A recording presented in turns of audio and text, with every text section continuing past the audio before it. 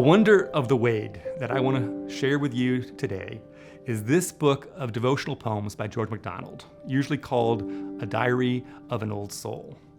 MacDonald himself printed this privately to give away as gifts. He did not want to make money on it. MacDonald was pretty unconcerned about money worries. He just kind of lived his life trusting that Christ said that he takes care of the sparrows and he will take care of us. And MacDonald really believed that. So he just wanted this to be a devotional heart to his friends. He wrote a poem every day of the year for a year.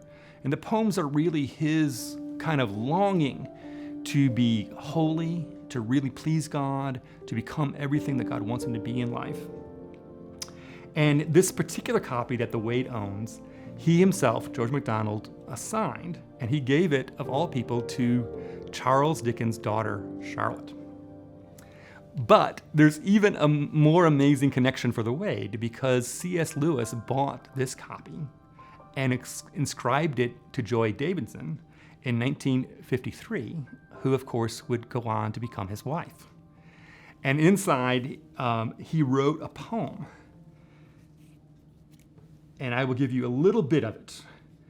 The Apologist's Evening Prayer. From all my lame defeats and oh, much more, from all the merits that I used to score, from cleverness shot forth on thy behalf, of which angels weep, the audience laugh. From all my proofs of thy divinity, thou who wouldst give no sign, deliver me. So it's a kind of attempt for Lewis to see himself a little bit more from the outside and say, you know, you're trying so hard to defend the faith and be clever about it and win the argument, but you need to just be before God devotionally and understand he's not necessarily impressed with you and what you're doing and your cleverness. And that's exactly the spirit of this book. It's a devotional book about being honest before God about who you really are and how you really need to change. But also MacDonald deliberately, even though it cost a lot more money, and again, he's making this book himself, paying for it himself, there's no publisher behind it, made every other page a blank page because he wants you to take his prompt of a devotional idea and then pour out your own soul to God. And so Lewis is modeling this by putting his own poem on a blank page. He's using the book exactly the way George MacDonald hoped that he would use it. So George MacDonald is a Victorian.